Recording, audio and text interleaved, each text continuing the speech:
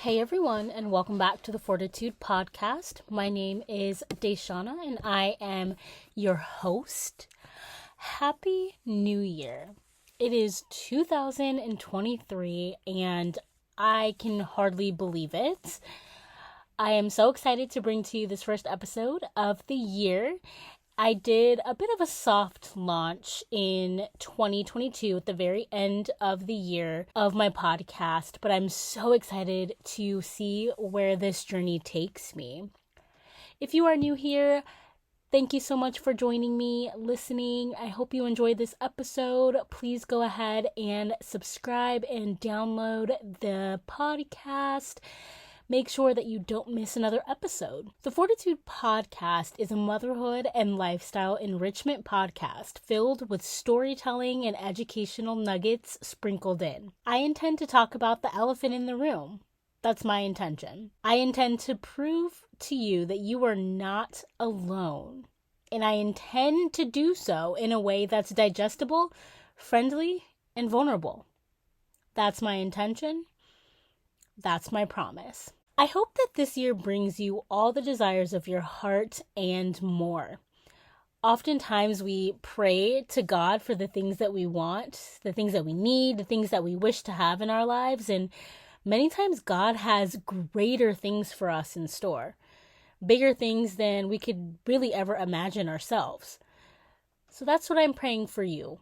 I am praying for that more, the things that you haven't even begun to fathom yet. I also want to mention that this whole new year, new me thing that happens every single January is interesting. There's such a push to be organized, to get your life together, to have a word for the year and set your intentions and set out your goals and write them down and share them with others to prove that you have your life together and your goals set for the year. You know, we buy the newest journal, the newest planner, the pens, the new TikTok Tumblr mug that everybody has, a gym membership. Y'all know y'all about to be in them people's way.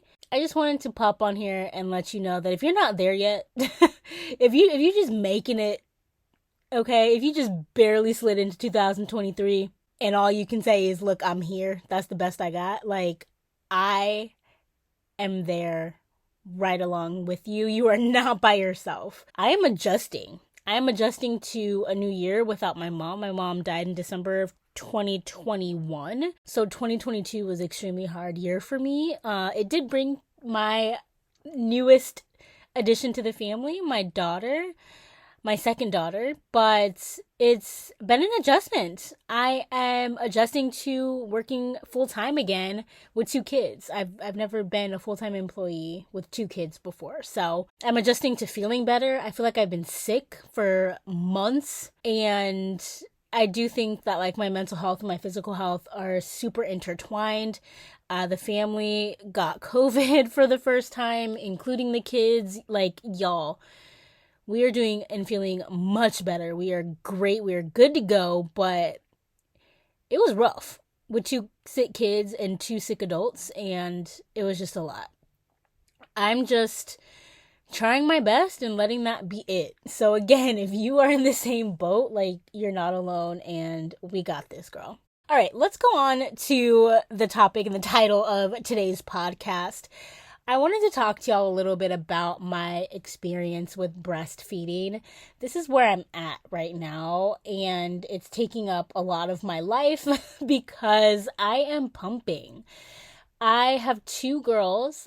Nova is 2. She's 27 months technically. And I have a 7-month-old currently, and I am pumping to give her breast milk. I've been seeing like so much conversation in like the mommy community about what's best. And so I came across Ashley Graham on Instagram some years ago, but one of the things she posted here recently, she's working with a brand, I guess, and so she posted on her Instagram like all the sayings, like breast is best, fed is best. And then I think she said something to the effect of like, well, what if best is bullshit? What if best is BS? And I'm like, yo, that is so true. Like, your best is your best, right? I feel like this idea of like best is just, it can be so like harmful and dangerous to us. And you know, the campaign that I saw Ashley was in, it said something to the effect of like, there's no one size feeds all. And that has like stuck with me. I personally have been super hard on myself and also dealing with some anxiety and a little bit of PTSD regarding like my breast milk supply and having enough for my kids. I will get into that story in a little bit, but yeah, it's just been a journey. And I'm just sitting here, even as I record this podcast, the girls are asleep, taking a nap. My husband is gone. He's at the gym. And I'm just sitting here, and I finished pumping not too long ago. And like, my nipples hurt. They are sore. They are cracked. They bleed. Sometimes I have blood in my breast milk at times. Not a lot. It's not a huge thing of, for concern. I like use the lanolin cream. It's a situation, and my nipples just are not the same. And I don't even want to say that I forgot what it's like, but I kind of sort of forgot what it's like when you're breastfeeding and what happens to your nipples and when you're pumping and what happens and how that feels. I didn't forget fully, but I'm just, this is new to me since I am pumping regularly. There's also this idea, like this movement towards like exclusively doing this or that, as if that's something like a badge of honor. Like, I exclusively breastfeed, I exclusively pump, I exclusively, like, it's just, it's a lot, and it can make people feel terrible and as if they're doing something wrong if they're not, quote, exclusive. Yeah, there's just a lot to dive into. There's so many harsh messages out there that can lead to stigma, which we've seen with just the data that's out there. It can also lead to isolation and guilt. I took a look at, I did some research. It's the educator in me. I'm like, oh, what are the stats? Let's talk about it. And so it's like, estimates suggest that 5 to 10% of women are physiologically unable to breastfeed. Right? Like, that's the percentage of those who like just literally cannot produce breast milk for whatever reason. However, like, there's so many women out there who are just saying like, I produce, but I don't produce enough to sustain, right? Or to meet the needs of my baby. Or I produce, but there's something nutritionally lacking in my supply to be able, again, to sustain my baby or my babies, those who have multiples. And that can be so taxing on a person's like mental state. Like, I can't tell you the times that I've cried in the middle of the night trying to breastfeed my newborn, whether it was Nova or Aurora, and I'm in pain. It hurts. She keeps unlatching herself. I'm trying to make sure she's getting enough. I'm hand expressing. I'm trying to use this flippin', what is that thing that goes on? You're supposed to put it on the other breast. The haka, right? I'm trying to use this haka thing that everyone raves about, but my kid is kicking it off. Like, middle of the night, I look over, my husband is getting the best sleep of his life, laying there comfortable in zero pain, and having the nerve to lay there quietly, effortlessly with 2 useless nipples. And I just couldn't. The resentment was real. Even now with pumping, like, I was pumping 3 times a day. I went down to 2 times a day because I was able to sustain, and I know and recognize my privilege in that way and how blessed I am. But it hurts. Like it hurts. Being strapped up to a machine multiple times a day for 20 to 30 minutes, having the force of this electric medical grade pump sucking my nipples dry, sucking my entire breast dry. Like, it is painful. And there are times where I keep it to myself. There's times where my husband can see me literally cry. He's looking at my nipple go in through like the phalange and like seeing how it goes, and he's even seen my nipple crack and bleed while breastfeeding. He's seen a huge chunk of dried skin of my nipple just like fall off, like I showed it to him once. And like, I don't know that people talk about this and what that does to you mentally. Like, I would cry here recently because I had to sit down, like I have to pump and I have to sit down and do this. And before y'all come for me, let me say that yes, there are portable options, right? Like the cute ones that like the YouTube moms are wearing, where they're cooking and preparing dinner in the kitchen with their cute little breast pump hanging off the side like a pager. I want to tell you something. I have tried almost all of them, and I have not been super successful. I believe these pumps were made with a certain size breast in mind. My size of breast is not that, okay? I am on the larger side of, my endowment of breast tissue, always have been, and I will tell you those things are not made for us. Like, it does not work. I've tried the LV. I've tried the Medela, whatever it's called, the portable one. I've it doesn't work. The suction is not good enough. It's not strong enough.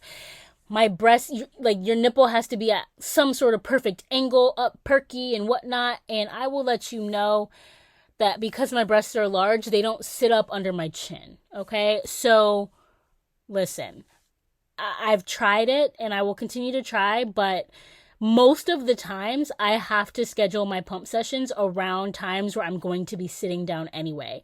So a lot of the times I'm sitting down eating dinner, or right before bed I'm watching some YouTube videos and I'm pumping, or I'm in a work meeting and I know that I have to sit in front of Zoom, so I'm just going to sit there and pump, and I'm on mute inside the meeting. Like, those are the things that like we have to think about and keep in mind, and how taxing it is. I want to be able to supply my baby breast milk because I'm able to, and that's the sacrifice that I'm making on my body, and that's the decision that I'm making, and I'm happy to be able to make that decision. There are some women who just can't produce or can't make enough that, they do need to supplement or switch to formula or whatever the case may be, do some kind of combo. But I think we need to stop judging and being so judgy. It's just a lot. The article that I came across stated that 83% of parents rely on formula during their baby's first year. 70% of formula feeding parents are combo feeding, meaning that they use some combination of both breast milk and formula. And 64% of parents feel judged for feeding their baby formula, and nearly half, 46%, have lied about their feeding choices. One, I think feeding choices are up to the parents of the baby and what's best for them and their family. I don't think that any of us have a say who are on the outside looking in, and the fact that so many folks are feeling judged and even have lied is ludicrous to me. I want to share that, yes, I am of this number. I have felt judged, and I judged myself because of the external messages that I took on and internalized when I needed to supplement with formula, because I pretty much stopped producing, or I wasn't producing enough to sustain my 10-month-old at the time. So my journey with breastfeeding has been a rocky one. I am extremely grateful that I'm able to produce breast milk, but it's not without work and effort and pain and tears, and literally blood, sweat, and tears to do this. And with Nova, I was able to breastfeed her. And when I say breastfeed with Nova, I mean nurse. I was nursing her for, the first, at least 6 months of her life, just nursing. I feel like I was so afraid to pump because I didn't want to go into an oversupply. I don't know. People were scaring me. And because I was producing so much, and because my baby really never lost weight, she just kept gaining weight. You know how they say after birth, the baby will drop a little bit and then come back up to their birth weight? That didn't even happen. Nova just kept gaining. Even with my colostrum, even with those first few days of when my milk was coming in. And so I was just terrified. They're well, you want to make sure that, there's no nipple confusion. I was terrified of nipple confusion. I was terrified of pumping myself into an oversupply by pumping too early. I had done all the research, but I still just had this fear in my head. And I didn't accept help, obviously, because it was just my baby and my breasts and me. My husband wasn't able to help. So later on, I did start to pump for Nova as well. So I would pump milk, freeze some, use some, pump for the next day. Also, my mom was helping out at that time, and I was able to give her some milk. I think she was watching Nova for a few hours, and she was able to bottle feed using my breast milk. And then my husband was able to help me. There were times where Nova would wake up in the middle of the night and I would just start crying. I would just start crying because I knew that I had to sit up in the bed in order to nurse, and I wasn't comfortable doing that. My back hurt. I had to get in this perfect position with this pillow that was helpful. My breast friend, very great nursing pillow. However, I had to strap it onto myself, pick up the baby, try not to make so much movement, take my breast out, do all the things, try to get the latch, sit there, stay awake so I don't drop the baby. There was so much going on. And then my mom fell ill, and I was with her, and I was taking her to appointments, and I was calling out of work, and I was up super, super late, and I would leave home at the drop of a dime to go to her and be at her side, because there were issues that she was having or anxiety that she was having, and really just having me around and seeing my face was helpful for her to calm her down. Unfortunately, there was an incident where I needed to travel. I needed to go and pick up my mom from a place that she had traveled to and bring her back home. And when I did that, my breast milk in the freezer was able to sustain my daughter with, my husband feeding her. But when we came back, there was no more freezer stash. My literal supply had tanked. It had tanked. I brought a pump and I was pumping, but I didn't bring the right pump. So I don't think I didn't bring my electric pump. I believe it was a hand pump or something like that. And I thought that would be enough, but apparently my body had been so used to the medical grade pump that anything less than that wasn't expressing as much. And I was gone for the days that I was traveling, but then I was also gone when my mom got back, because I needed to take her to the hospital and things, and where she was admitted. And I even brought my breast pump to my mom's hospital room to pump. And I would run home and drop the milk off, to my husband, but it wasn't enough. And I had to make the call to go to Target and get formula. My mom's in the hospital. My daughter's at home with my husband. My husband's texting me talking about she's hungry and that, they didn't have any more milk. I wasn't able to produce. I'm pumping, but literally less than a quarter of an ounce would come out. And I'm just crying in the aisles of Target, trying to figure out which one to get because I hadn't done a whole ton of research, and my internet and my phone in Target wasn't working. So it was an emotional moment. And we used formula from 10 months to 12 months when she turned a year old, and we were offering regular milk when that was introduced. And so when I got pregnant and had Aurora, I knew that I also wanted to breastfeed, but I knew for doggone sure that I needed my husband's help. And so I started pumping very early on with Aurora so that my husband was able to help, and we switched off with night feeds, and it saved my life. It literally saved my life. The thing about it though is that Aurora really didn't want to nurse. It took me a few, like maybe 2 or 3 months to really realize that it wasn't just issues that we were having or a latch or a tongue tie. It was just she didn't want to. She did not want to lay down in that way. She did not want to keep the latch. She would latch and she would eat and then she would fall asleep and there was like no waking her up. So therefore she was waking up very, very often to eat because she wasn't eating enough during her sessions in the middle of the night. So therefore I was waking up almost every hour or two to feed her, and I was like, So that's what led me to begin pumping and also wanting my husband's help. She just preferred the bottle. And there was some guilt that I had of like, oh my gosh, she's getting this bottle, but she doesn't want me anymore. The first time that she fully rejected me and my breast, she just kept crying and crying and crying. She was hungry. I know she's hungry. She knows she's hungry, but she was not latching. She was spitting it out. She was moving her head back and forth and crying. And I felt so rejected. I felt so hurt. I felt like I was just the worst mom because I wasn't able to breastfeed her or nurse her specifically. But she was still getting breast milk and I was able to pump. And I just said, you know what? There's no point.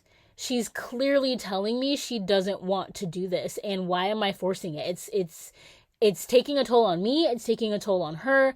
And I'm just going to pump. So I moved into pumping more times a day. At first I was, meeting with lactation and they were saying everything was fine. She's getting enough. You're making enough. And we would nurse when she wanted and I would pump right after. I would feed her on top of that to top her off so that we would have a little bit of a longer stretch in the time between feedings. And then eventually I just continued to pump and that was it. I became somebody who just pumps for her and I am still able to provide for her. Now, enter in the anxiety and the PTSD that I mentioned. When I came back from picking up and working with my mom, I didn't have any more freezer milk for Nova. So I had to move into formula because my baby had to eat. With Aurora, I was terrified of that happening. So yes, I'm pumping, but I'm pumping and I'm putting the milk straight in the freezer. I'm pumping and putting it in the freezer. I'm pumping and putting it in the freezer. And I would feed her and then put more in the freezer. Like I created this insane freezer stash. We bought a deep freezer that lives in our garage. I was doing this like a mad woman. And I realized I was doing it backwards. You need to feed your baby first and then freeze your excess, freeze whatever's left. And I was doing it opposite. Granted, my kid was still eating, please don't get me wrong, but my priorities were different. And it was because I was afraid that something was going to happen. I don't know what, but something was going to happen and it was going to take me away from my kid and I wasn't going to be able to give them breast milk anymore. And it just really did something to me mentally and emotionally. But here we are at 7 months. My girl is still enjoying her breast milk. She's holding her bottle. She's crawling. She is standing, pulling herself up nice and strong. Both of my girls are extremely tall for their ages. Their percentiles for their height and weight are pretty up there. And they are both thriving. And I am happier and I am healthier. And although pumping is taking its toll on my body and my cracked, bloody nipples, it is all worth it when I look at them. The fact that I know that this was the best decision for me and my family, and that I know that formula is there if and when I need it. And I'm not going to be made to feel guilty about that. So however you are feeding your baby, whatever you are doing, your best is your best. And I just wanted to pop on here and shed some light about this whole kind of fed is best, breast is best. Best is BS. You are the most awesomest mom, parent for your kid or your kiddos, and your littles are extremely blessed to have you. Thank you so much for listening. I really do hope this podcast was helpful, educational, fun, and yeah, I hope you learned a little bit more about me too. If you have not yet, go ahead and download this episode. Go ahead and subscribe to the podcast. You can find me on Instagram at TheFortitudeFix. You can find me on YouTube at TheFortitudeFix, and here, wherever you get your podcasts. This is the Fortitude Podcast, and I will see you back here next week. Thanks so much for listening. Take care.